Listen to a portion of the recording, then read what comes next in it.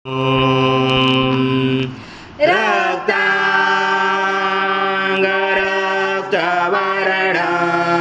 पद्मनेत्र सुहास्यवदन कंठाटोपी च बाला दण्डकमण्डलोदर पुण्यांकरक्षक त्रैगुण्यरहित त्रैलोक्यपालक विश्वनायक भक्तवत्सल कलियुगे श्री स्वामी समर्थ अवतार धारक पाहि मां ब्रह्मानन्दं परमसुखदं केवलं ज्ञानमूर्ति द्वन्द्वातीतं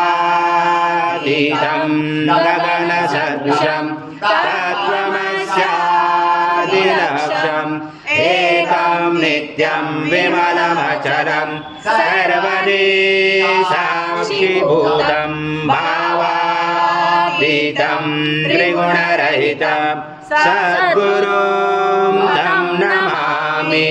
गुरुर्ब्रह्मा गुरुर्विष्णु गुरुर्देवो महेश्वरः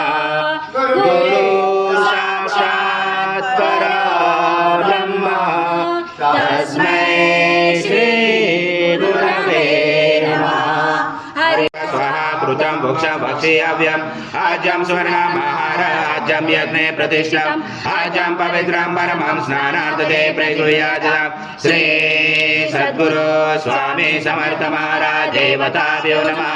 घृतस्नानं समर्पयामि घृतस्नानान्तरेण शुद्धोदकस्नानं समर्पयामि सकल पूजाते सर्वोपचारार्थे गन्धपुष्पं समर्पयामि देशोपचारार्थे प्रार्थनापूर्वक नमस्कारं करोमि।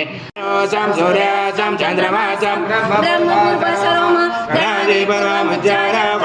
तदनन्तरम् अनुस्वार परचरार्थिर्निर्दिष्टं तारेण रुचितम् एकत्वमनुस्वरूपं नकार पूर्वरूपं मकारो मध्यमरूपं अनुस्वार शान्तरूपं बिन्दुरोधरूपं नादसन्धानं सहिता सञ्जय सहिता गणेश विद्या गणगणेशन चोद्गायत्री गन्धा गणपति दैवता ॐ गणपते नमः।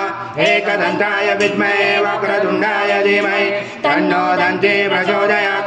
एकदन्तं चतुर्हस्तं पाशमं कुशधारिणं हृदं सवर्धं यस्य बिभ्राणं मुषकध्वजं रक्तं लम्बोदरं सर्वगणकं रक्तवाससं रक्तगन्धानुलेप्ताङ्गं रक्तपुष्पैस्फुटितं भक्तानुकम्पं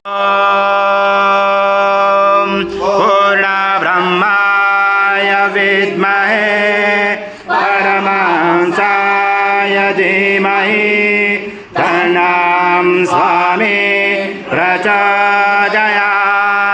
श्री सद्गुरु स्वामी समर्थ महाराज देवताभ्यो नमः। मन्त्रपुष्पाञ्जलि समर्पयामि। स्मृता तव मुक्ता तव पूजा पूर्णतयात्। सद्गुरु स्वामी समर्थ महाराज देवताभ्यो नमः। प्रार्थनापूर्वक नमस्कारं करोमि। हरि ओं तत्स हरि ओं तत्स हरि ओं तत्स। श्री स्वामी समर्थ जय जय स्वामी समर्थ। श्री स्वामी समर्थ जय जय स्वामी समर्थ महाराज। श्री स्वामी समर्थ जय जय स्वामी समर्थ।